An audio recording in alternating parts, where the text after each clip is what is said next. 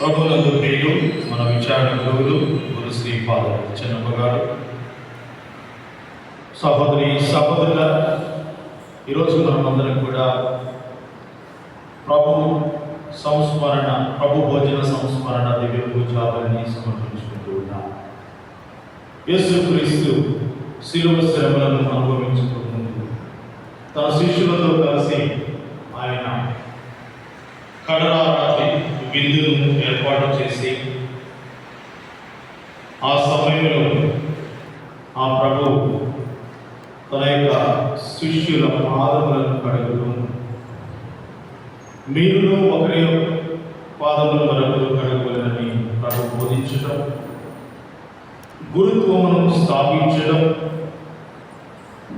యేసు ప్రభు యొక్క పరిశుద్ధమైన శరీర రక్తములు అదే దివ్య సంప్రసాదమును ఏర్పాటు చేయటం, ఒక నూతన ఆజ్ఞను ప్రభువు మనందరికీ ఇవ్వడం, ఇవన్నీ కూడా ఈనాటి యొక్క దివ్య పూజావళిని మనం అందరం కూడా జ్ఞాపకం చేసుకొని స్మరించుకుంటూ దివ్య పూజావళిని సమర్పిస్తూ ఉన్నాం.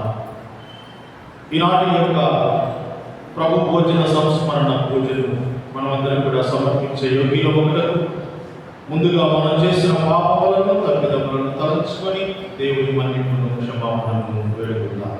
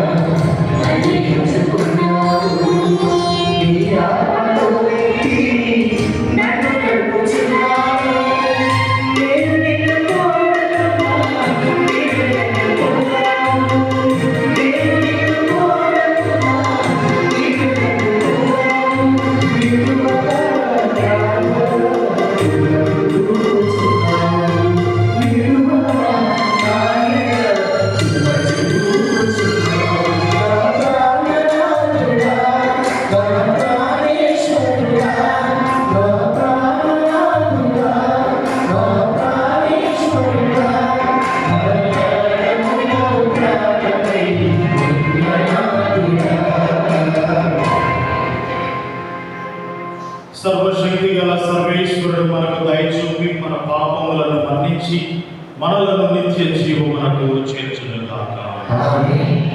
ఏలిన వారా దయచూపండి. క్రీస్తుగా దయచూపండి. ఏలిన వారా దయచూపండి. ఏలిన వారా దయచూపండి.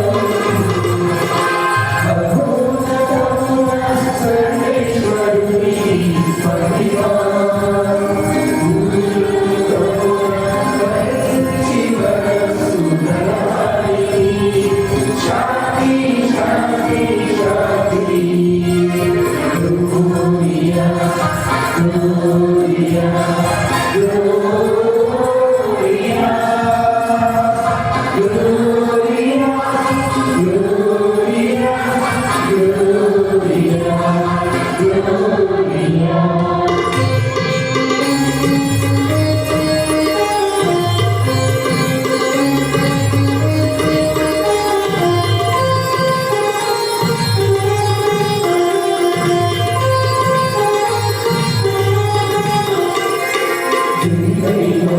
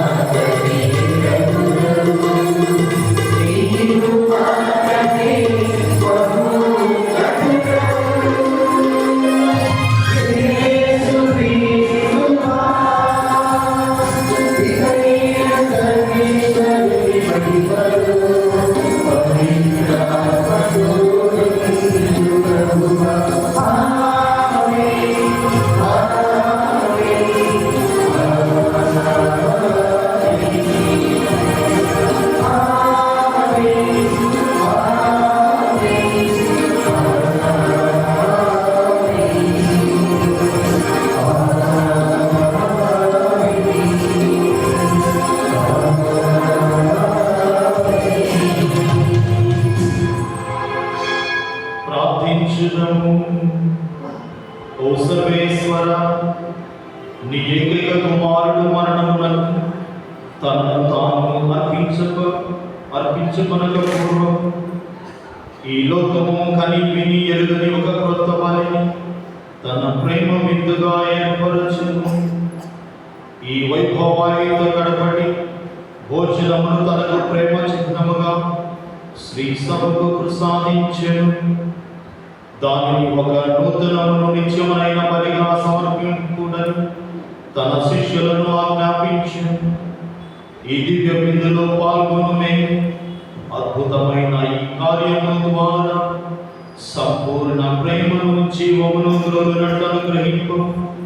నీతోనూ పవిత్ర ఆత్మతోనూ కలిసి యుగ యుగములు జీవించుచు పరిపాలించు మా ప్రభువును మీ కుమారుడైన యేసు క్రీస్తు ద్వారా ఈ మనవి చేయుచున్నాము.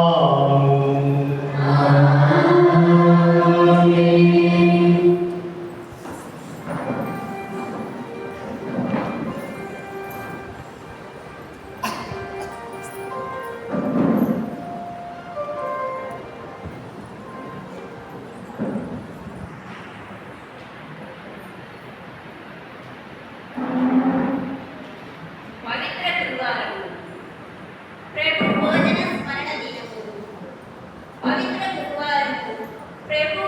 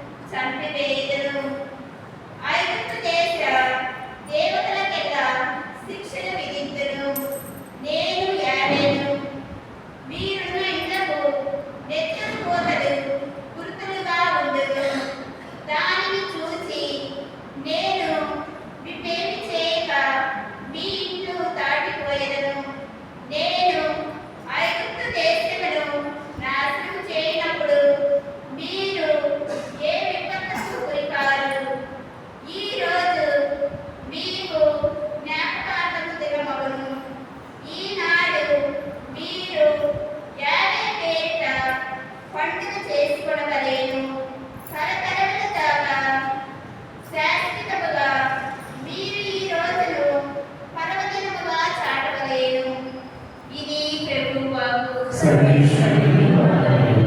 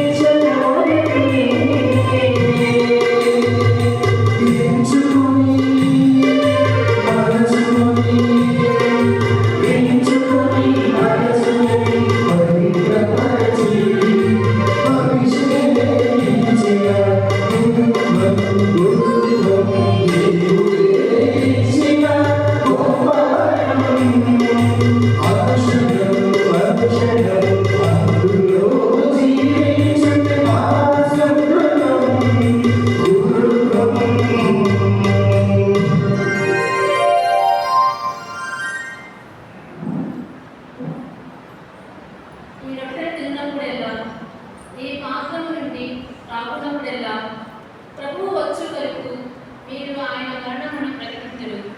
రెండవ పట్టణము పునీత పౌలు కొరింథీయులకు రాసిన మొదటి లేఖ 11వ అధ్యాయము 23వ వచనం నుంచి 26వ వచనం.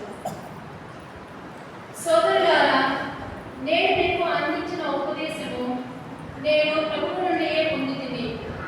తాను అప్పగింపబడిన రాత్రి ప్రభు రొట్టె తీసుకొని దేవుని కృతజ్ఞతలు అర్పించి దాని అందించి, ఇది మీ కొరకు ఇవ్వబడిన నా శరీరము, దీనిని నా జ్ఞాపకార్థము చేయుడు అని పలికెను.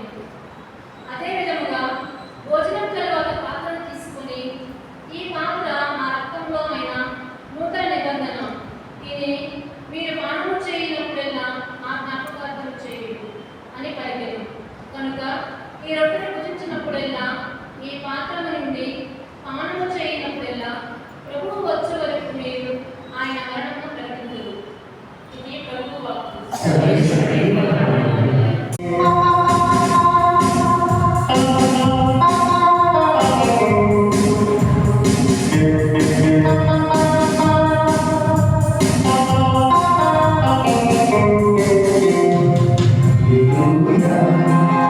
Hallelujah, hallelujah,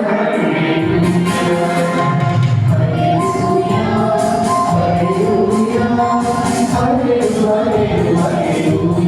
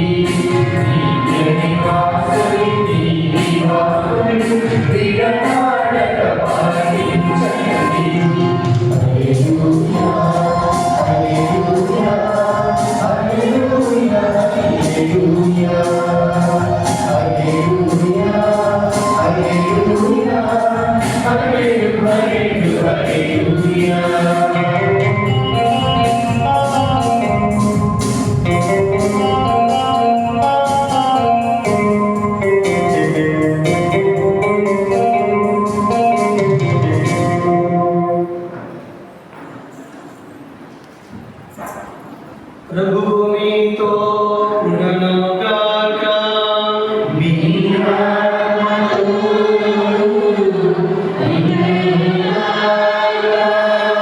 పునీత యోహాను గారు రాసిన పవిత్ర సువిశేషములోని భాగము. ప్రభువా నీకు మహిమ కలుగునుగాక.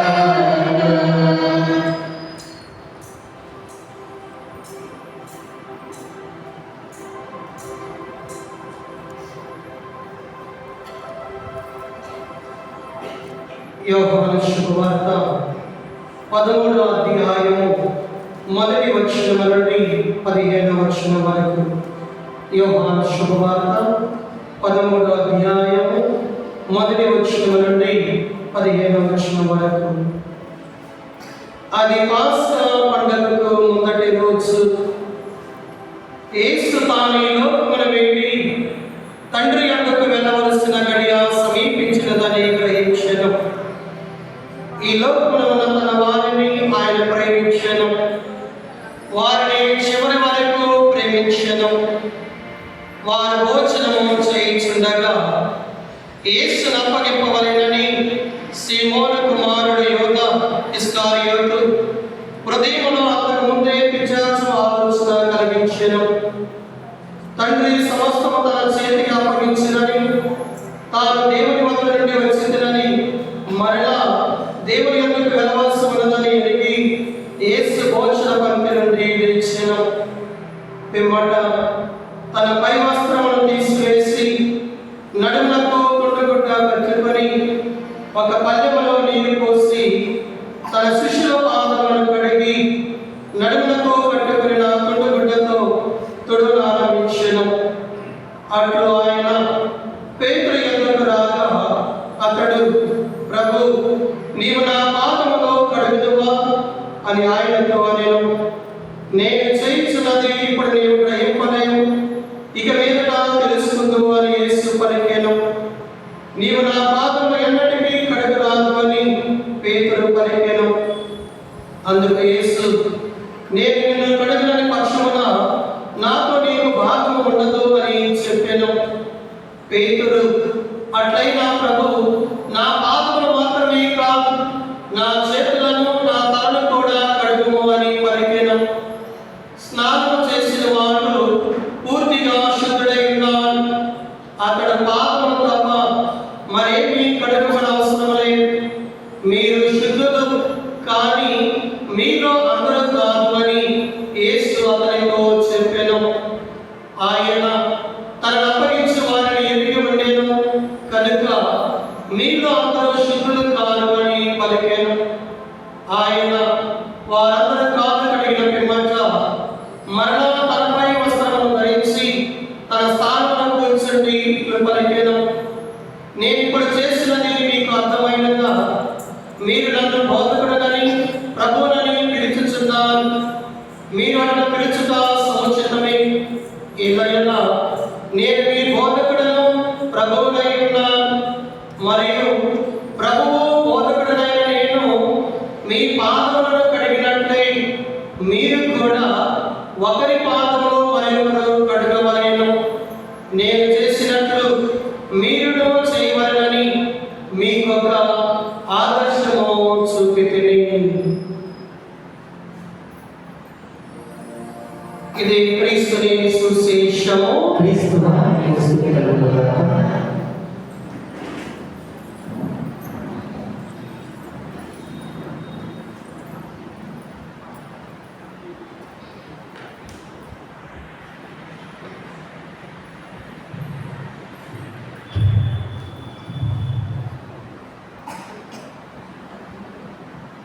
తండ్రి వందనం, యేసువా వందనం, పరిశుద్ధాత్మదేవ వందనం, తండ్రి స్తోత్రం, యేసువా స్తోత్రం, పరిశుద్ధాత్మదేవ స్తోత్రం, తండ్రి ఆరాధన, యేసువా ఆరాధన, యేసువా ఆరాధన పరిశుద్ధాత్మ దేవ ఆరాధన పరిశుద్ధాత్మ దేవ ఆరాధన తండ్రి మహిమ తండ్రి మహిమ యేసువా మహిమ యేసువా మహిమ పరిశుద్ధాత్మ దేవ మహిమ పరిశుద్ధాత్మ దేవ మహిమ praise the lord praise the lord praise the lord praise the lord praise the lord praise the lord praise the lord praise the lord Kristu నామమునందు ప్రియమైన సహోదరి సహోదరులారా, మీకు ఈరోజు ఈ యొక్క పెద్ద వేసవారం రోజున ప్రభు భోజన స్థాపన దివ్య పూజ బలి మనందరం కూడా జరుపుకునే ఈ సమయంలో మీకు అందరికీ కూడా పండుగ శుభాకాంక్షలు తెలియజేస్తూ ఉన్నాను.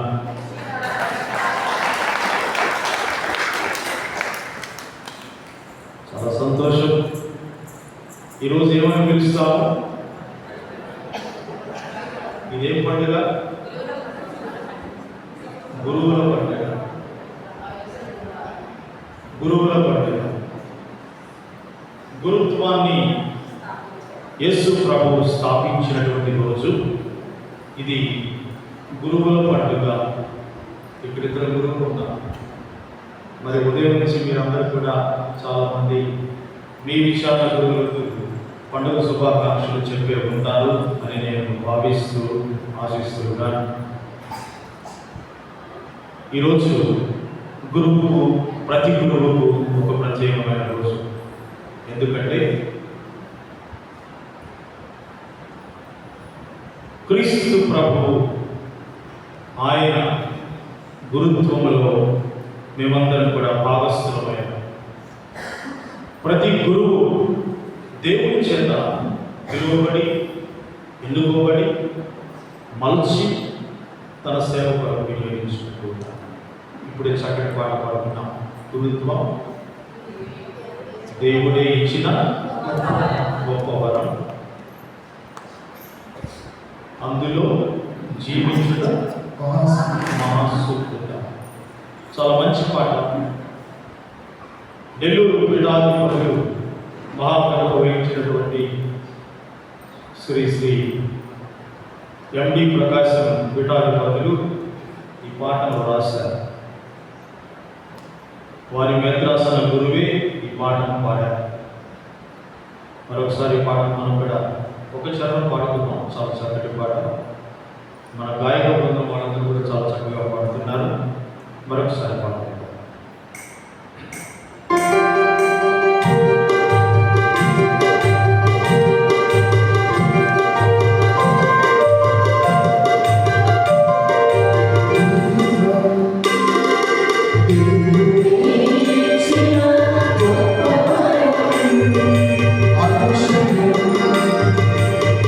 అందులో జీవించే ఆశ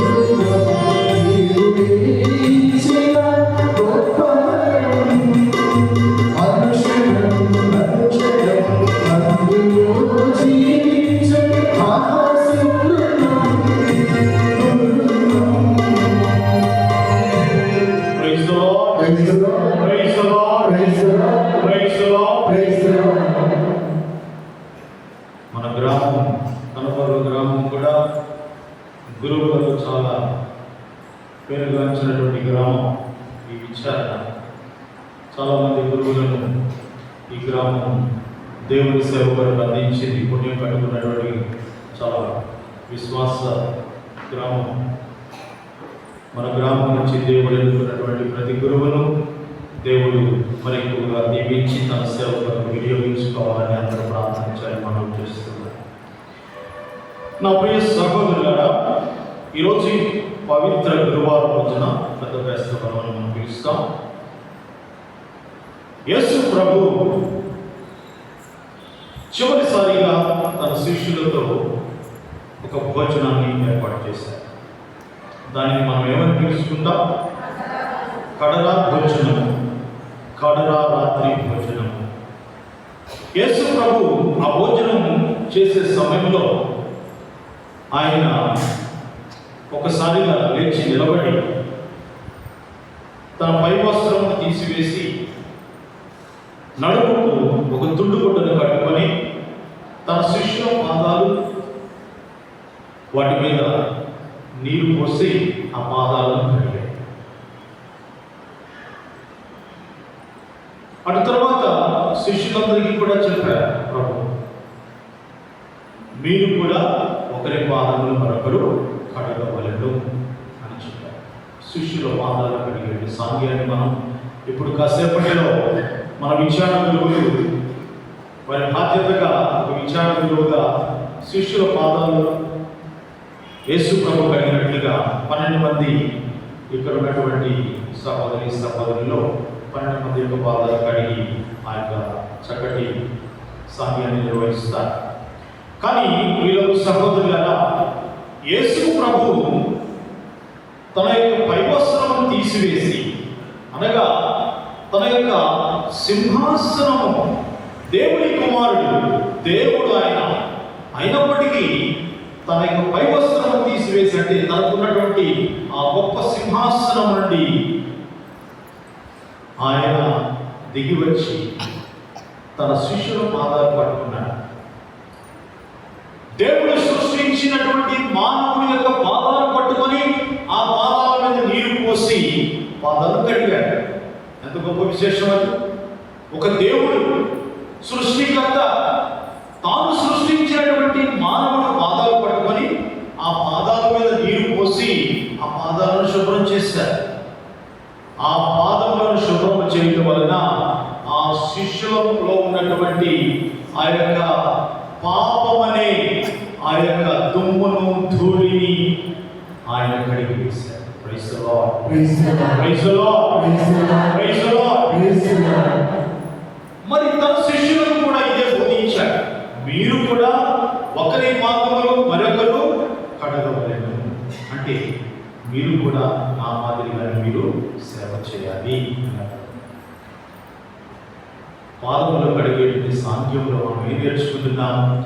ఆయన దేవుడై ఉండి, దేవుని కుమారుడై ఉండి సేవకునిగా మారాడు. ఒక సేవకుడు చేసేది పని చేశాడు. ఆ విధంగా ఒక మానవ రూపంలో ఆయన తన యొక్క పైవస్త్రమును తీసివేసి తన అత్యున్నతమైన సింహాసనం నుండి క్రిందికి దిగి వచ్చి మానవుడిగా, ఒక సామాన్యమైన మానవుడిగా, ఆయన ఒక సేవకుడిగా ఆయన పాదాలు కడిగాడు. చాలా గొప్ప విశేషం ఇది. ఒక గొప్ప పాఠం మనందరికీ కూడా.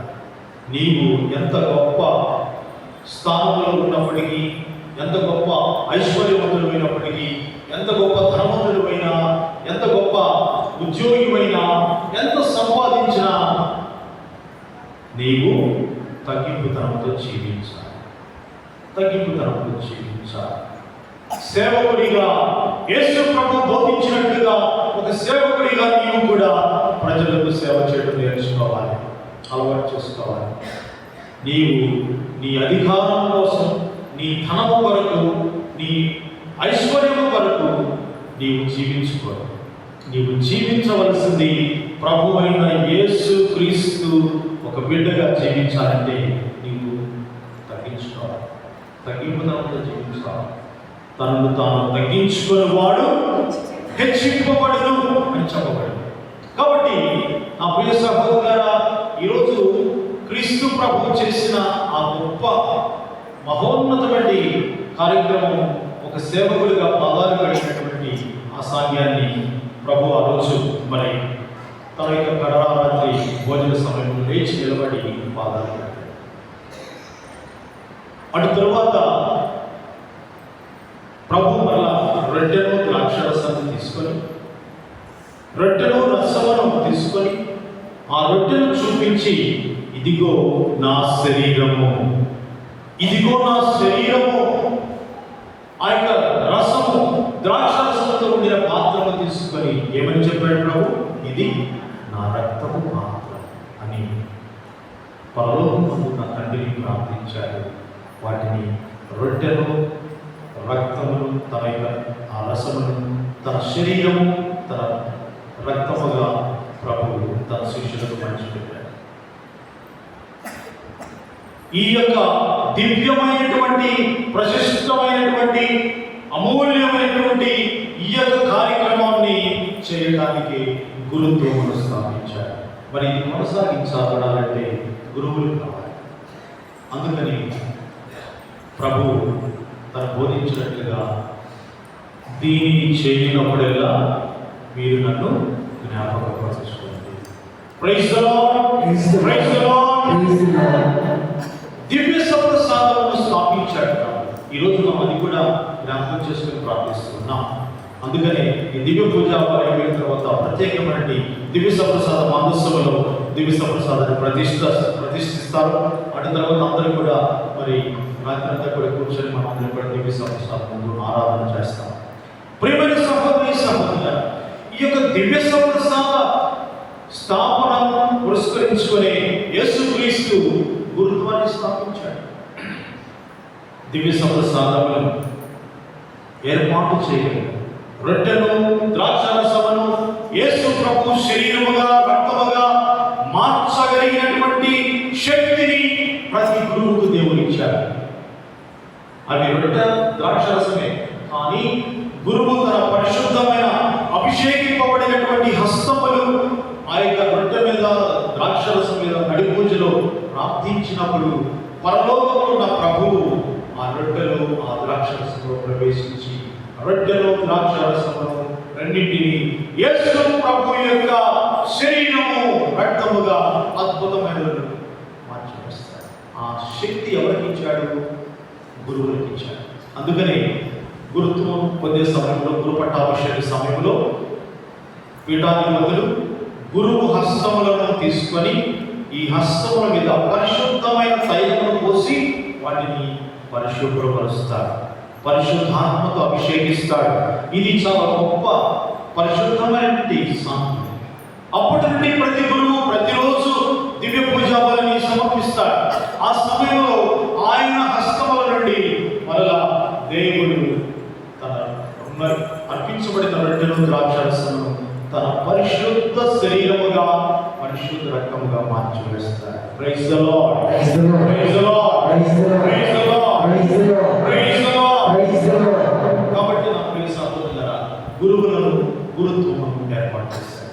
ఇది కొనసాగించాలంటే గురువులు కావాలి, గురువులు కావాలి. ప్రపంచవ్యాప్తంగా ఒక కథోలిక గురువు, ఒక క్యాథలిక్ ప్రీస్ట్ అభిషేకం పొందినప్పుడు మేము కనబర్రు గ్రామానికో, మరి ఇంకొక విచారణకు, ఇంకొక గ్రామానికి సంబంధించిన వాడు కాదు. ఒకసారి గురువుగా అభిషేకింపబడితే ఆయన ప్రపంచానికి గురువుగా అభిషేకింపబడతాడు. మీకు తెలుసు, చాలా మంది గురువులు మన మేత్రాస్థానంలో ఉన్న గురువులే మన గ్రామం నుండి గురువులుగా అభిషేకింపబడిన వారు ఇతర దేశాల్లో కూడా మరి గురువులుగా పనిచేస్తున్నారు. విదేశాల్లో, ఏ దేశంలోనైనా సరే, ఏ రాష్ట్రంలోనైనా సరే, ఒక కథోలిక గురువు ప్రపంచంలో ఏ దేశానికి వెళ్ళినా కూడా దివ్య పూజా బలిని సమర్పిస్తారు. అది ఒక గురువుకి ఇచ్చినటువంటి గొప్ప యోగ్యత. కాబట్టి దేవుడు ఎన్నుకొనబడుతున్నారు.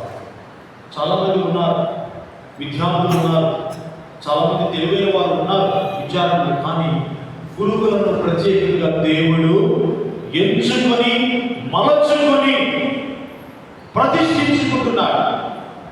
ఎంచుకొని మలచుకొని ఆయన ప్రతిష్ఠించుకుంటున్నాడు. దేని కొరకు తన సేవకు. కాబట్టి గురువులు ఎక్కడో ఆకాశం నుండి ఊడిపడినట్టు వాడు కాదు. మీ మధ్యనే, మీ కుటుంబాల్లోనే జన్మించి, చదువుకొని, జీవించి, గురువు చదువుకు వెళ్ళి దాదాపు 12 సంవత్సరాల పాటు చదువుకొని అటు తర్వాత పరిశుద్ధాత్మ చేత అభిషేకింపబడినటువంటి వారు. అంతేకాని గురువులు ఏదో పరలోకం నుండి ఊడిపడినటువంటి వారు కానే కాదు. ప్రజల నుండి, ప్రజల మధ్య నుండి, ప్రజల కొరకు వారి యొక్క సేవ కొరకు గురువులను దేవుని ఎదుగుతున్నారు. Praise the lord, praise the lord, praise the lord. కాబట్టి నాకు వచ్చిన మనవి, మీరు ప్రతిరోజు, నాకు తెలుసు మీ విచారణ గురువు కోసం ప్రతిరోజు ప్రార్థన చేస్తారు. గురువులు అందరి కొరకు అని ఒక ప్రార్థన చేయండి దయచేసి. గురువులు అందరి కొరకు. నేను అమెరికా దేశంలో పనిచేస్తున్నప్పుడు ఒక స్త్రీ, నా విచారణలో ఉన్నటువంటి ఒక స్త్రీ, ఆమె ఏం చెప్పిందో తెలుసా? మీరు భారతదేశం నుండి ఎక్కడో గుంటూరు నుంచి అమెరికా దేశం వచ్చారు. ఎందుకోసం వచ్చారు? మా కోసం వచ్చారు. మా కొరకు మాకు పూజలు చేయడానికి వచ్చారు. కాబట్టి మీరు మా కుటుంబ సభ్యులు అని చెప్పారు. చాలా సంతోషం. Praise the Lord. చాలా సంతోషం. మీరు కూడా, ప్రతి కథోలిక విశ్వాసి కూడా గురువును వారి కుటుంబంలో 4 పిల్లలు, 5 పిల్లలు ఉంటే 5వ వాడిగా, 6వ వాడిగా వారి బిడ్డగా మీరు స్వీకరించాలి. నాకు తెలుసు ఈ గ్రామం గురువులను ఎంతగా ప్రేమిస్తారో నాకు తెలుసు. ఈ గ్రామంలో గురువులను ఎంత చక్కగా అభిమానిస్తారో నాకు తెలుసు. మరి మీ అందరి హృదయాలలో గురువుకు ఒక ప్రత్యేకమైన స్థానాన్ని ఇచ్చి ఆ గురువును ప్రతిరోజు ప్రార్థనలో, పూజలు మీరు జ్ఞాపకం చేసుకొని ప్రార్థిస్తే మాకు అంతకంటే గొప్ప పుణ్యం, మాకు అంతకంటే గొప్ప అదృష్టం ఏది ఉండదు. కాబట్టి మీ కుటుంబంలో, మీ బిడ్డలలో మరొకరిగా గురువును చేర్చుకొని గురువు కొరకు ప్రార్థన చేయాలని మీకు అందరికీ నేను దేవుని పేరిట మరొకసారి విన్నవించుకుంటున్నాను. కాబట్టి ప్రియమైన సహోదరులారా, ఈరోజు దివ్య ప్రసాదమును ఏర్పాటు చేసిన రోజు, స్థాపించిన రోజు, గురుత్వమును స్థాపించిన రోజు, ఇటువంటి సమయంలోనే ఆ రోజు యేసు ప్రభు మరొక మాట కూడా చెప్పాడు. నేను ఒక నూతన ఆజ్ఞను మీకు ఇచ్చుచున్నాను. అదేంటో తెలుసా? నేను మిమ్మల్ని ప్రేమించినట్టు మీరు కూడా ఒకరినొకరు ప్రేమించుకోండి. నేను మిమ్మల్ని ప్రేమించినట్టే మీరు కూడా ఒకరినొకరు ప్రేమించుకోండి. ప్రేమ నూతన. దీంట్లో నూతనత్వం ఏముంది అనుకోవచ్చు. కానీ యేసు ప్రభు చూపించినటువంటి ప్రేమ ఎంత గొప్ప ప్రేమ! అది శిలువ ప్రేమ అని మనం చెప్పచ్చు. రేపటి దినాన్ని మనం గుడ్ ఫ్రైడే రోజు యేసుక్రీస్తు మరణించినటువంటి రోజు. యేసుక్రీస్తు ఎందుకోసం మరణించాడు? ఎవరి కోసం మరణించాడు? ఆయన మన కొరకే, మన పాపముల కొరకే మరణించాడు. మన కొరకే మరణించాడు. మన పాపముల కొరకే మరణించాడు. ఎంత గొప్ప వేదన! కొరడా దెబ్బలు, ఎన్ని వందల కొరడా దెబ్బలు పొందాడో తెలుసా మీకు? ఎన్ని వందల కొరడా దెబ్బలు తెలుసా? ఆయన ఎముకలు విరిగిపోయే వరకు కొట్టారు. వందల కొలది కొరడా దెబ్బలు. ఒక్కొక్క కొరడాతో కొడుతూ ఉంటే ఆ యొక్క శిశువుతో చేసినటువంటి ఆ గుండ్లు, కొరడాకు చివరి గుండ్లు ఆయన ఎముకలను కూడా చీల్చివేశారు. అంత భయంకరమైనటువంటి వేదన. ఇది మనం చెప్పుకుంటే అర్థమయ్యేది కాదు. అలాగే తల మీద ముళ్ళ కిరీటం పెట్టారు, కొరడాలు కొట్టారు, సిలువను మోయించారు. మామూలుగా అయితే మీరు సహోదరులారా, మీరందరూ సినిమాలు కూడా చూస్తుంటారు, కరుణామయుడి సినిమాలు కూడా. యేసు ప్రభువును కొట్టేటప్పుడు అక్కడ ఒక వ్యక్తి కూర్చొని కొట్టినటువంటి దెబ్బలు ఒక్కొక్కటి లెక్క రాస్తూ ఉంటాడు. చూసారా మీరు? 1, 2, 3. శిలువ శిక్షను విధించబడినప్పుడు ప్రతి వ్యక్తికి కూడా 40 కొరడా దెబ్బలు కొట్టాలనేది వారి యొక్క చట్టం. శిలువ శిక్ష అనేది ఒక మరణ శిక్ష. ఇది ఫినిషియా దేశస్థులు ఒక దీవి వచ్చినది వారు కనుగొన్నటువంటి మరణశిక్ష. ఒక బలమైనటువంటి ఒక చక్కను భుజం మీద వేసి ఆ వ్యక్తిని ఆ చక్కకు కట్టి చేతులు కట్టి కొట్టుకుంటూ తీసుకుని వెళ్తారు. ముందు ఒక రాతి స్తంభానికి కట్టేసిపోతారు. చాలా మంది ఈ కొరడా దెబ్బలు కొట్టేటప్పుడు చనిపోతారు. చాలా మంది ఆ విధంగా మరణిస్తారు. కానీ ఈ శిలువ శిక్ష అనేది దేశ ద్రోహులకు, ఘోరమైన పాపాలు చేసిన వారికి, నేరాలు చేసిన వారికి విధించేవారు. అటువంటిది యేసు ప్రభువు కూడా విధించారు. యేసు ప్రభువే కాదు, చాలా మంది శిలువ శిక్షను అనుభవించారు, మరణించారు. ఒకవేళ కొరడా దెబ్బలు కొట్టిన తర్వాత మరణించకపోతే ఆ వ్యక్తిని మరి శిలువ మీదకి ఎక్కించి మరణించేంత వరకు అదే శిలువ మీద ఉంచేవారు. ఈ విధంగా రకరకాలైన మరణశిక్ష. కొంతమందిని ఇనుప చువ్వలతో పొడిచి చంపేవారు, కొంతమందిని రాళ్లతో కొట్టేవారు, కొంతమందిని బాగా మరగబెట్టినటువంటి నూనెలో వేసి తగలబెట్టేవారు, వేడి వేడి నీళ్లలో పడవేసి చంపేవారు. రకరకాలైన శిక్షలు ఈ విధంగా అవలంబించేవారు. అందులో శిలువ శిక్ష ఒకటి. యేసు ప్రభువు కూడా శిలువ శిక్ష విధించారు. మామూలుగా కొరడా దెబ్బలు కొట్టేటప్పుడు 40 కొరడా దెబ్బలు కొట్టాల్సింది వారి శాసనం. కానీ ఎవరు కూడా 40 కొరడా దెబ్బలు కొట్టారు, 39 కొరడా దెబ్బలు కొట్టేవారు. ఎందుకో తెలుసా? పొరపాటున కూడా ఆ చిట్ట చివర కొట్టిన వాడు 41వ కొరడా దెబ్బలు కొడితే ఆ చివర కొట్టినటువంటి వాడిని మరలా 40 కొరడా దెబ్బలు కొట్టాలి. అందుకని వారు ఎప్పుడు కూడా చాలా జాగ్రత్తగా కొరడా దెబ్బలు కొట్టారు. యేసు ప్రభువును కొట్టినప్పుడు కూడా 40 కొరడా దెబ్బలు కొట్టాలని శాసనం ఉన్నప్పటికీ యేసు ప్రభువును కొట్టింది 39 కొరడా దెబ్బలే. కానీ ఇది ఒక సాదృశ్యం, గొప్ప సాదృశ్యం. యెషయా రాసిన గ్రంథంలో మనం చదువుకుంటున్నాం. ఆయన దెబ్బల వలన మనము, ఆయన పొందినటువంటి గాయాల వలన మనము స్వస్థతను పొందింది. ఆయన పొందినటువంటి గాయాల వలన నీవు స్వస్థత పొందావు. Praise the lord. యేసు ప్రభు కొరడా దెబ్బలు తింటే నీవు స్వస్థత పొందుతున్నావు.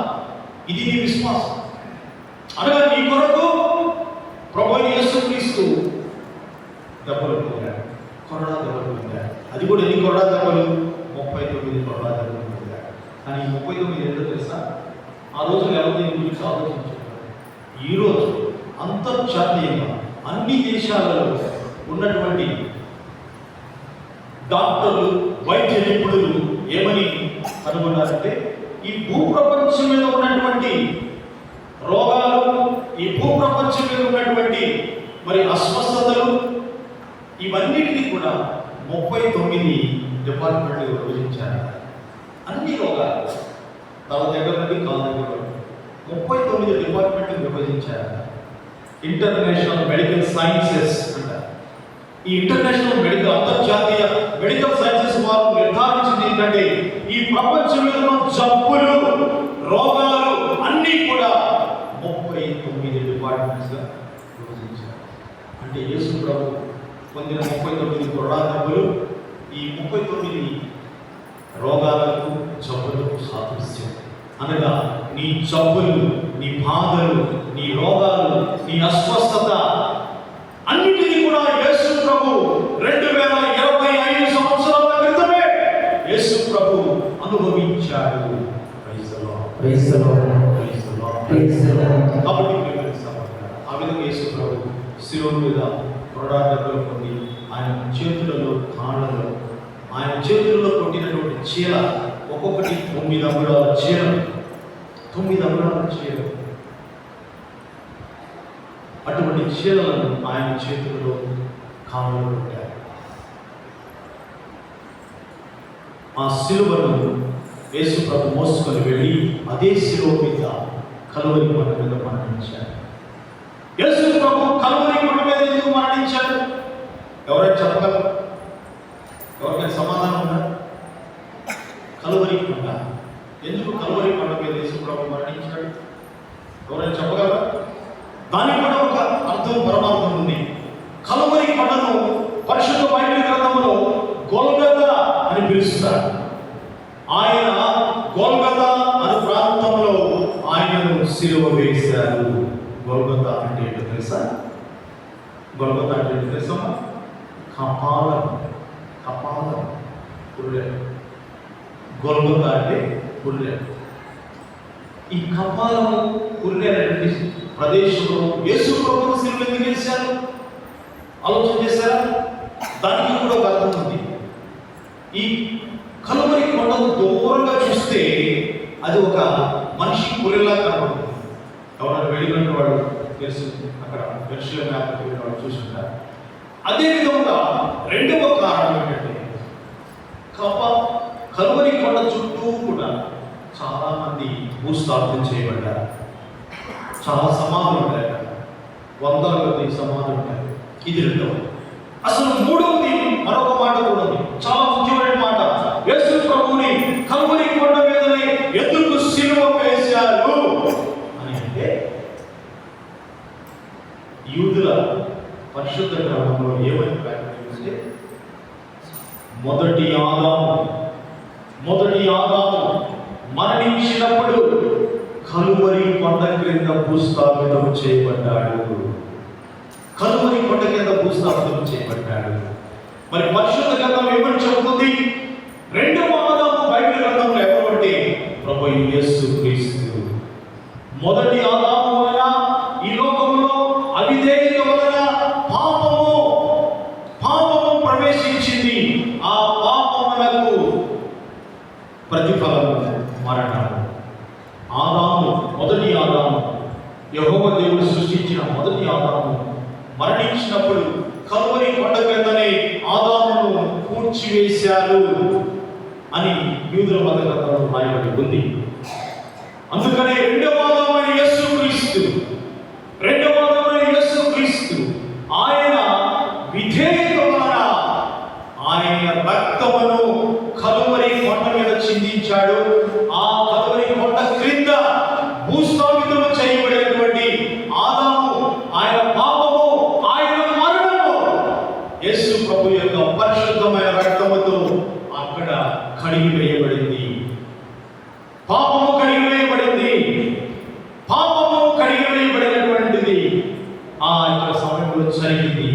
యేసు ప్రభువే తన రక్తముతో రెండవ ఆదామైన యేసు ప్రభువు మొదటి ఆదాము పాపమును మరణమును జయించాడు, రక్షణను తీసుకొని వచ్చాడు.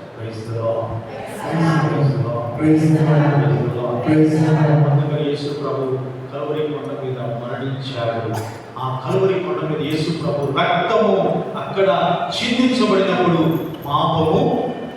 పాపము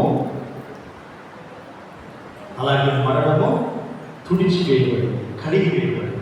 అందుకని మనకు రక్షణ కలిగింది అని ఈ విధంగా మనం చెప్పుకుంటున్నాం. అయితే ప్రియమైన సహోదరులారా, రేపు ఇదంతా కూడా మనం యేసు ప్రభు యొక్క ఆయన ఘోరమైన మరణమును మనం ధ్యానం చేసుకుంటున్నాం. అటు తర్వాత ఏమిటి, మనము మరలా యేసు ప్రభు మరణించిన తర్వాత, సమాధి చేయబడిన తర్వాత ఆయన మరలా జీవముతో మూడవ రోజున తిరిగి పునరుత్థానమయ్యాడు.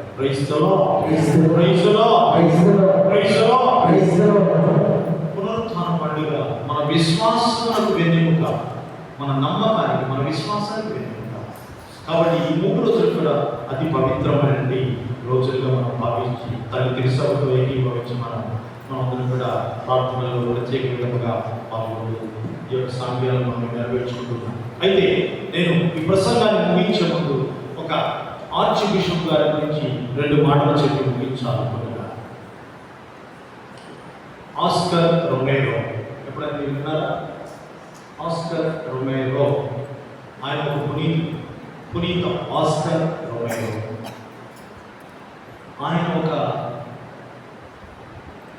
ఆర్చ్ బిషప్ గారుగా ఎల్ సాల్వడోర్ అనే ఒక పట్టణంలో, ఆ ప్రాంతంలో ఆయన ఆర్చ్ బిషప్గా నియమించబడ్డారు. చాలా గొప్ప వ్యక్తి. ఆర్చ్ బిషప్ గారు ఆయన రోజు చేసే కార్యక్రమాలు గురువులను, కన్యాస్త్రీలను, విశ్వాసులను పూజలు చేయడమే కాదు, ప్రతిరోజు ఆయన హాస్పిటల్స్కి వెళ్ళి ఆసుపత్రిలో ఉన్నటువంటి పేషెంట్ కొరకు ప్రార్థన చేసేవారు. ఎంత గొప్ప వ్యక్తి. ప్రతిదినం అవసరమైతే కాలిపాటిని వెళ్ళిపోయేవాడు ఆర్చ్ బిషప్ గారు. నడుచుకుంటూ వెళ్ళేవాడు. వెళ్ళి ఆసుపత్రిలో ఉన్న రోగస్తుల కోసం వారి తల మీద హస్తాలించి ప్రార్థన చేశారు. అందరూ ప్రేమించేవారు. ఇంత గొప్ప ఆర్చిబిషప్ గారి దేవుడు మనకి ఇచ్చారు. ఆయన ఏం చేసేవారు? ఆయన ప్రసంగాలు చెప్పేటప్పుడట ఎప్పుడు కూడా ఆయన మేధాస్థానంలో ఉన్నటువంటి నిరుపేదలు, పేదవారు, ఎవరెవరైతే పేదవారు ఉన్నారో, ఎవరెవరైతే భూమి లేనటువంటి నిరుపేదలు ఉన్నారో అటువంటి పేదల గురించి ప్రసంగించేవారు. అక్కడ ఉన్నటువంటి ప్రభుత్వాన్ని కూడా ఎదిరించేవాడట. ప్రభుత్వాన్ని, అక్కడున్న నాయకులు కూడా ఎదిరించి పేదలకు అన్యాయం జరుగుతూ ఉంది, మా మేధాస్థానంలో ఎంతో మంది పేదవారికి, నిరుపేదలు భూమి లేక ఎంతో మంది బాధపడుతున్నారు. అటువంటి వారికి మీరు భూమి మీద హక్కులను కల్పించాలి. ప్రభుత్వం ఇటువంటి పేదవారిని పట్టించుకోవాలి.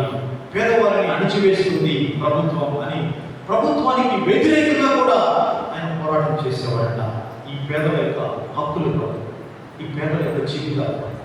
ఒకరోజు ఏం జరిగిందో తెలుసా? 1980 సంవత్సరం మార్చి నెల 24వ తారీఖున 1980 సంవత్సరంలో ఆర్చిబిషప్ గారు ఈ విధంగా పీఠం మీద నిలబడి దివ్య పూజ బలిని సమర్పించే సమయంలో ఎదురుగా ఒక మెయిన్ డోర్లో అక్కడ ఆ యొక్క ప్రభుత్వ సైనికులు, సోల్జర్స్ ఎవరైతే ఉంటారో వారు తుపాకీతో పూజ చేస్తున్న సమయంలోనే ఆర్చిబిషప్ గారిని కాల్చి చంపేశారు. అక్కడే ఇదే ఆర్చిబిషప్ గారు గన్తో షూట్ చేశారు. పీఠం మీద ఇద్దే పడ్డారు, చంపారు. 1980 సంవత్సరం మార్చి నెల 24వ తారీఖు పునీత ఆస్కర్ రొమేరో గారు, అప్పుడు ఆర్చిబిషప్ రొమేరో గారు, వాటి తర్వాత ఆయన భూస్థాపనకు 2.5 లక్షల మంది ప్రజలు హాజరయ్యారు. 80 సంవత్సరం 2.5 లక్షల మంది, 2.5 లక్షల మంది సమూహంతో ఆయన పవిత్ర శరీరాన్ని భూస్థాపన చేశారు. 2018వ సంవత్సరంలో పాపు గారు, ఫ్రాన్సిస్ పాపు గారు ఆయనకు పునీత హోదాను ఇచ్చారు. ఆయన పునీతుడిగా ప్రకటించారు.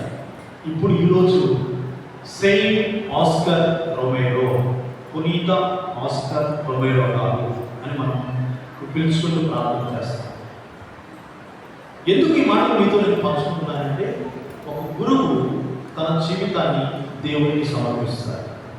ఒక గురువు తన జీవితాన్ని తన ప్రజల కొరకు దేవునికి రోజు మొదలుపెట్టుకుంటాడు.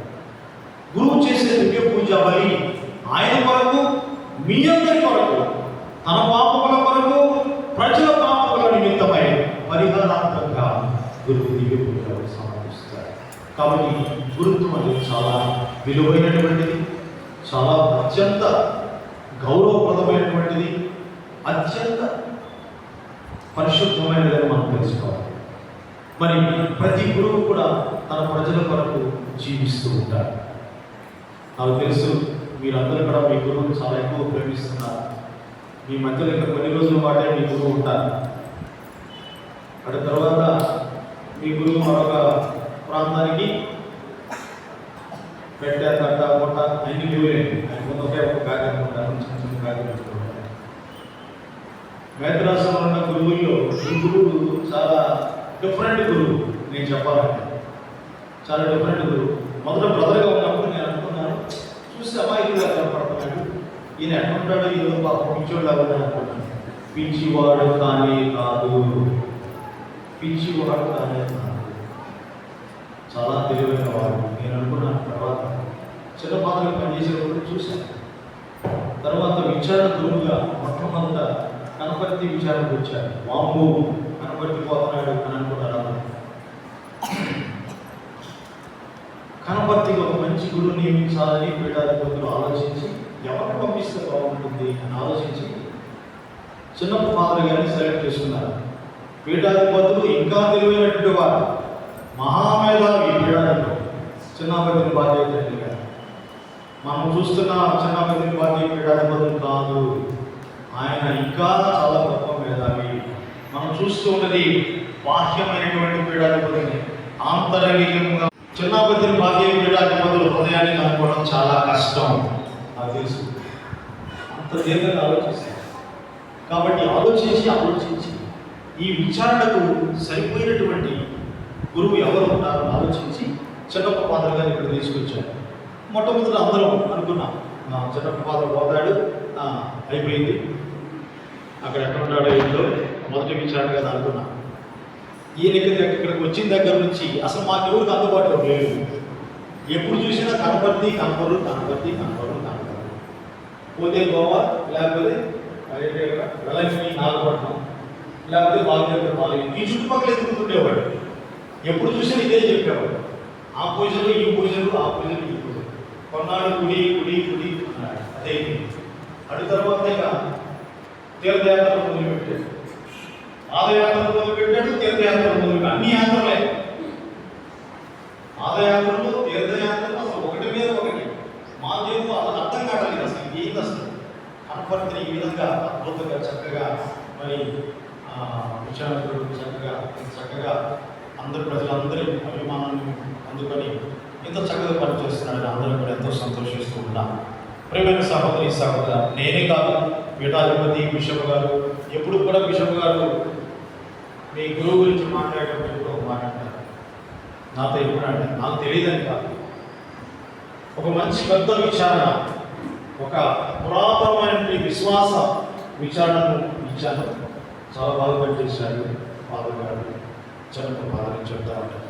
కాబట్టి అటువంటి గురువులుగా ప్రతి ఒక్క గురువు కూడా కష్టపడి, మీకు తెలుసు ఒక గురువుగా ఉండాలంటే చాలా ఈరోజు కొన్ని కష్టాలు మాత్రం కూడా ఎదుర్కోవాలి, చాలా సమస్యలు కూడా ఎదుర్కోవాలి. అదే కూడా నేను మీ అందరికీ తెలియజేసుకుంటున్నాను.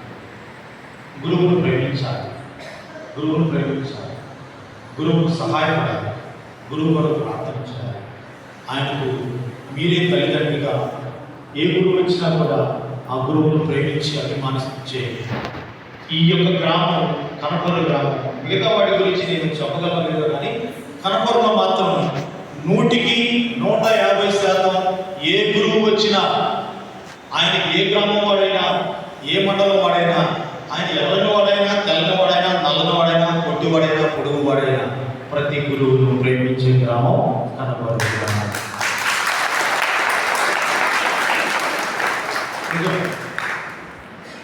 నేను మిమ్మల్ని మెప్పించడానికి చెప్పే మాట్లాడతాను, కానీ నేను చూశాను, అనుభవించాను. అందుకని చెప్తున్నాను, ప్రతి గురువును వారి కుటుంబ బిడ్డగా భావించి హృదయాలు చేర్చుకునే కుటుంబాలు ఇక్కడ ఉన్నాయి. చిన్నప్ప మాధవ్ గారు కావచ్చు, ఇంకొక మాధవ్ గారు కావచ్చు, ఇంకొకరు కావచ్చు. నేను మాత్రం వచ్చే అవకాశం లేవు. నాదంతా గుంటూరు ప్రకారం ఉంటుంది. చుట్టుపక్కల ఎప్పుడన్నా చుట్టంగా వచ్చి చూసిపోవడం తప్ప మిమ్మల్ని పలకరించడానికి రావడం తప్ప నేను వచ్చి పనిచేసేది లేదు. కాబట్టి ప్రతి గురువును ఆ విధంగా దేవుడు ప్రతిష్ఠించుకున్నారు. ఆర్చ్ బిషప్ ఆస్కర్ రొమేరో తన ప్రాణాన్ని తుపాకీ గురువులకు కూడా ఆయన త్యాగం చేశాడంటే, ఆర్చ్ బిషప్ గారు త్యాగం చేశాడంటే అది నిజమైన గురుత్వం అనేది తెలుసుకోవాలి. ఎన్ని కష్టాలు వచ్చినా, బాధలు వచ్చినా, అవమానాలు వచ్చినా, నిందలు పడ్డ ప్రతి గురువు కూడా మీరు ప్రేమించేంతకాలం, మీ ప్రేమను పొందుకునేంతకాలం ప్రతి గురువు అద్భుతమైన పరిచర్య విచారణ చేస్తారు. ఒక్కొక్క గురువుకు ఒక్కొక్క టాలెంట్ ఇచ్చాడు. కాబట్టి ఆ విధంగా గురుత్వాన్ని ఏర్పాటు చేసి మమ్మల్ని అందరినీ ప్రభు ప్రేమించి మీ కొరకు, ప్రజల కొరకు, మీ యొక్క సేవ కొరకు పంపిస్తూ ఉన్నారు. నా ప్రియ సహోదరుల, ఈరోజు ఈనాటి యొక్క పరిశుద్ధమైన దివ్య పూజలు మనందరూ ఉన్నాం. మరి గురువులను అభిషేకించినటువంటి ప్రభు, గురుత్వం ఏర్పాటు చేసిన ప్రభు, ఆయన శిష్యుల ఆధారం కలిగి ఆ యొక్క సేవకుడిగా తన యొక్క ప్రేమను చూపించినటువంటి ఆ రోజున జరిగిన సంఘటనను ఇప్పుడు మనం విచారణ గురువు మన మధ్యలో ఆ కార్యసాంఖ్యాన్ని నెరవేరుస్తారు. అది నేను చేయకూడదు, అది విచారణ గురువే చేయాలి. అది విచారణ గురువుకి ఇచ్చిన బాధ్యత. కాబట్టి మరొకసారి మనందరం కూడా మన గురువు విచారణ గురువు కొరకు ప్రార్థిస్తూ ఈనాటి దివ్య పూజావళిలో మనందరి కుటుంబాన్ని, మన సంఘం, కనపర్రు గ్రామం ఈ విచారణ ప్రభు మరింతగా దీవించాలని అనుకుంటున్నాం. పితా పుత్ర పవిత్ర నామమున ఆమేన్.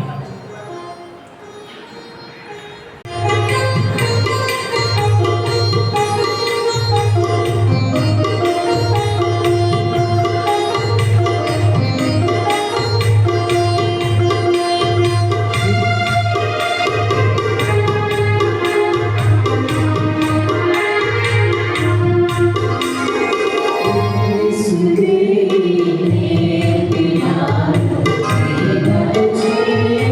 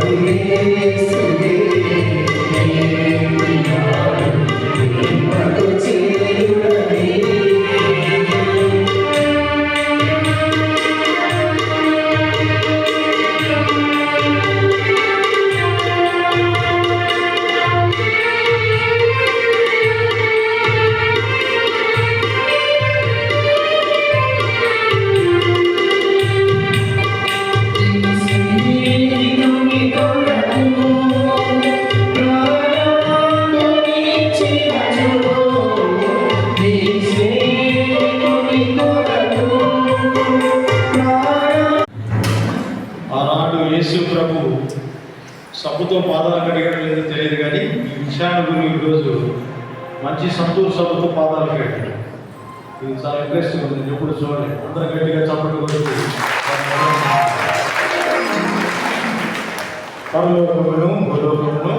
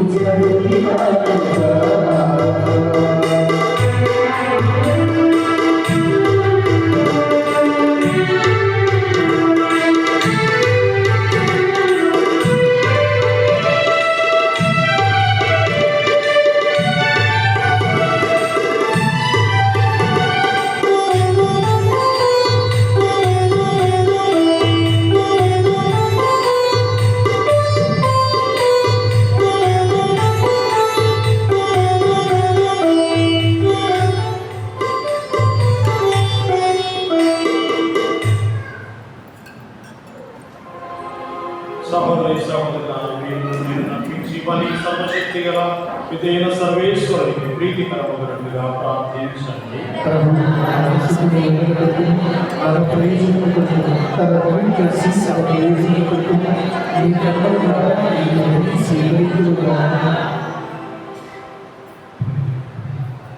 ఓ ప్రభువా, ఈ దివ్య బలి సంస్మరణ జరిగినప్పుడెల్లను మా రక్షణ కార్యము మరలా నెరవేరుచున్నది. కావున ఈ పవిత్ర కార్యమును యోగ్యమైన విధమున నెరవేర్చుటకు మాకు నీ సహాయము అందించు. మా ప్రభు అయిన క్రీస్తు ద్వారా ఈ మనవి చేయుచున్నాము. ప్రభువు మీతో ఉండునుగాక.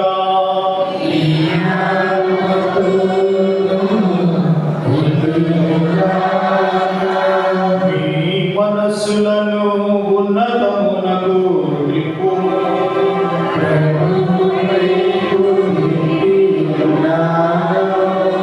మన దేవుడైన ప్రభువునకు కృతజ్ఞత తెలుపుదాము.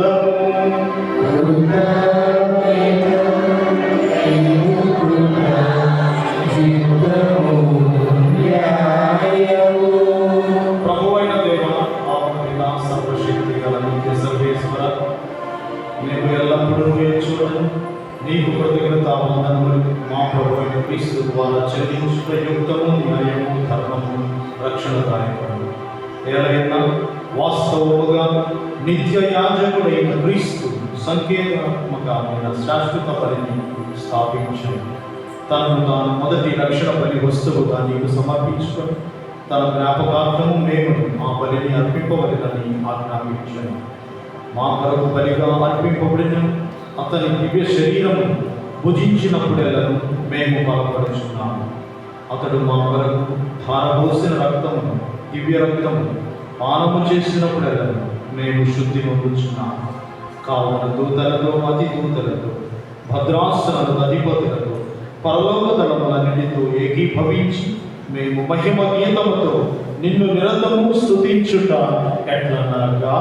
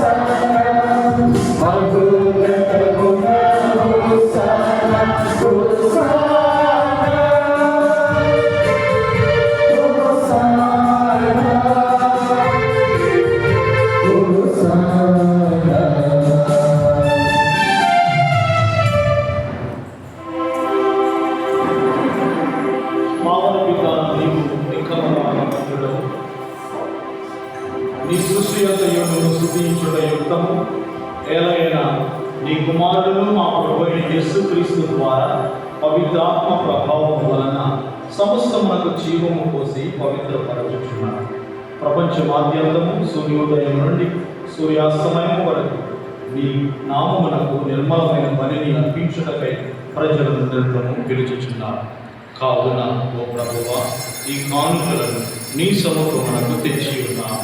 పవిత్రాత్మ ద్వారా వీరిని పవిత్రపరచ మారుచున్నాము. ఈ విధమున ఇవి మా ప్రభువును నీ కుమారుడైన యేసు క్రీస్తు శరీర రక్తములు అగునుగా. అతని ఆజ్ఞ ప్రకారమే ఈ కృతజ్ఞతార్చనను నెరవేర్చుచున్నాము.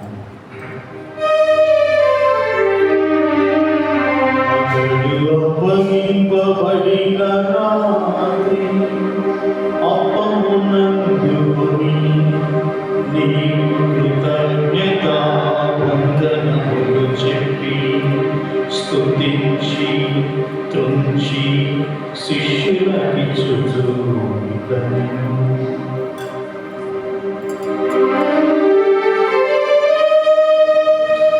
మీరందరూ దీనిని తీసుకొని భుజింపు.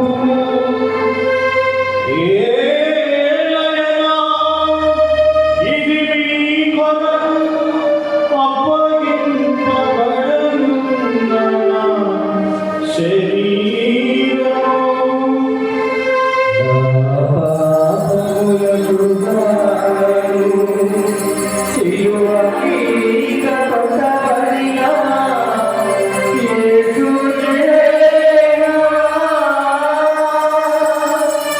Yeah.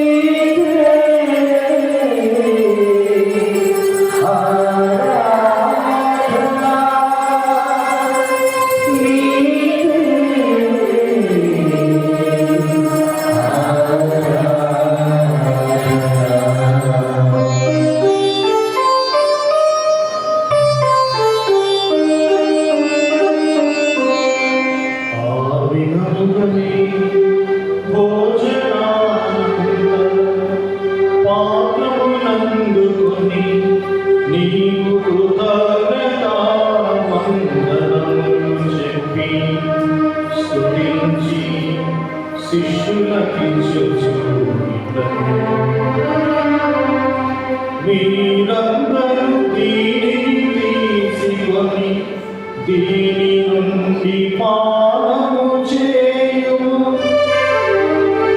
ఏలయనా ఇది నూతన నిత్య నిబంధన యొక్క రక్తపు పాత్రము. ఇది మీ కొరకును అనేకుల కొరకును పాప పరిహారములకై ధారపోయబడును. దీనిని నా జ్ఞాపకార్థము చేయుడు. పాపములకు గాను సిలువ మీద చితబోసిన యేసు రక్తమా కీర్తే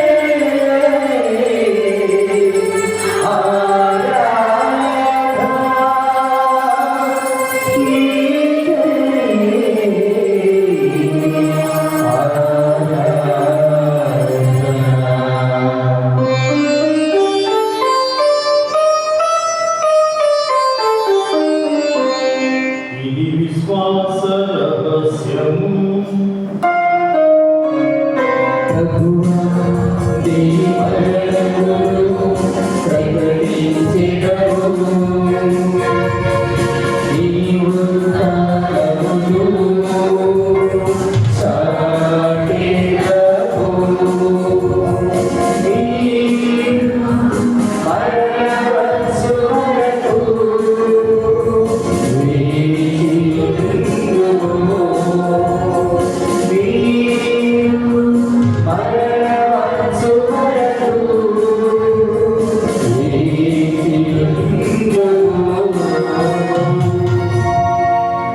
కనుక తండ్రి నీ కుమారుని రక్షణాయుత మధుపాటులను అద్భుతమైన ఉద్ధానము మోక్షారోహణము స్మరించుచు అతడు మరల వేంచేయును ఎదురు చూచు మేము ఈ పవిత్ర జీవన బలిని కృతజ్ఞతతో నీకు అర్పించుచున్నాము.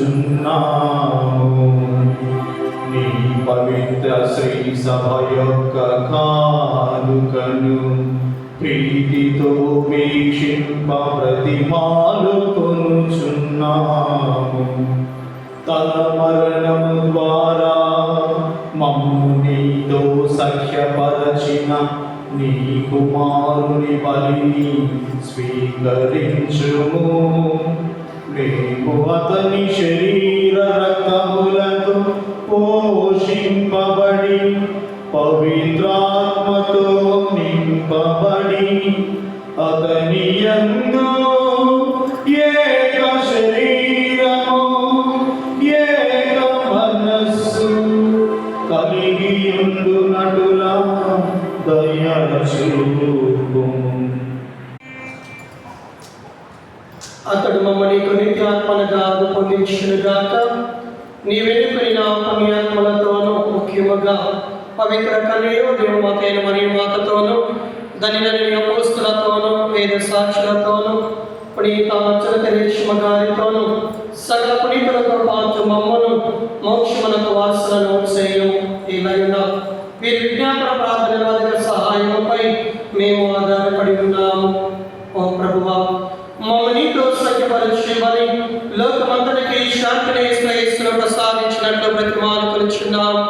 ఈ లోకమును యాత్ర చేయని శ్రీ సభను నీ సేవకుడకు మా ప్రాంత జగద్గురువును పవాద్య పీఠాధిపతిని తదితర పీఠాధిపతులను గురువులందరినీ నీవు సంపాదించుకున్న ప్రజలందరినీ విశ్వాసమందున ప్రేమ యందున గణపరపము. నీ చిత్త ప్రకారం నీ సముఖమున చెడి నీ ప్రజల మనములను ఆనందింపము. దయగల తండ్రి, నలదశ చంద్ర నీ బిడ్డలందరినీ కనికరించి నీతో ఐక్యపరుచుకున్నాము. చనిపోయిన మా సహోదరి సహోదరులను నీ ప్రేమ యందు ఈ లోకమున వీడిన వారందరినీ నాయకులు నీ రాజ్యంలో చేర్చుకున్నాము. మేము వచన చేరి నీ మహిమను వీక్షించు నిత్యానందమున పొందుదుము గాక. మా ప్రభువైన క్రీస్తు ద్వారా మనం చేయించున్నాము. అతని ద్వారా నీవు సకల ప్రేమలను ఈ లోకమునకు దయచేయుచున్నాము.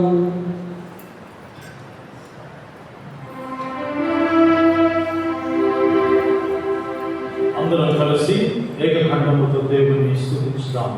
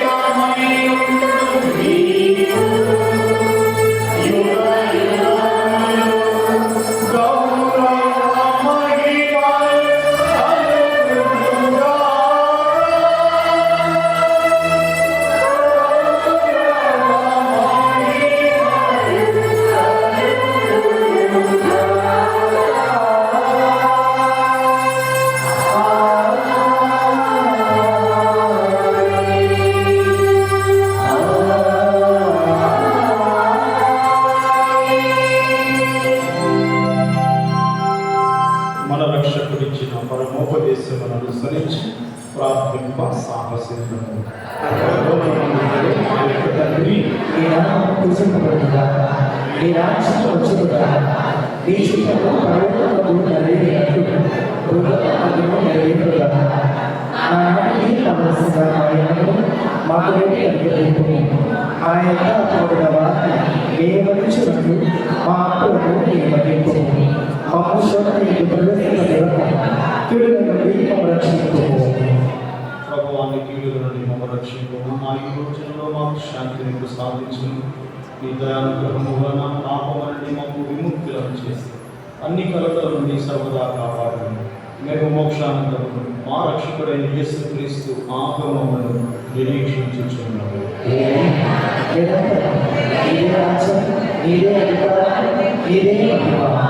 శాంతిని మీకు అనుగ్రహించుచున్నాను, నా శాంతిని మీకు ఇచ్చుచున్నాను అన్ని అపోస్తలతో వచించిన ప్రభువైన యేసువ మా పాపములను లెక్కింపక నీ శ్రీసభ విశ్వాసమును వీక్షించు.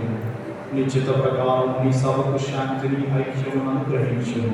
యుగ యుగమును జీవించుచు పరిపాలించు ప్రభువా. ప్రభుని శాంతి ఎల్లప్పుడూ మీతో ఉండునుగాక.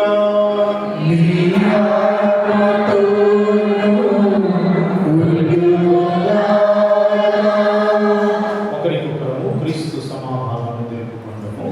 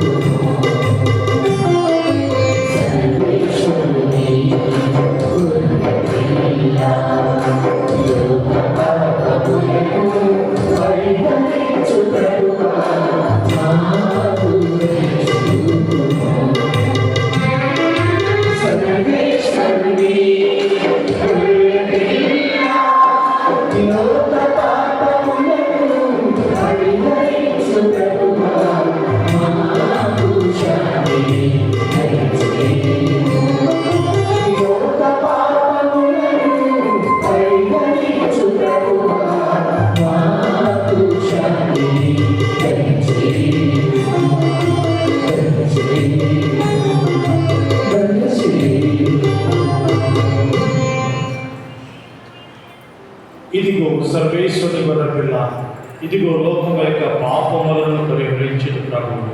గొర్రెపిల్ల విందుకు పిలువబడిన వారందరూ ధన్యులు. కానీ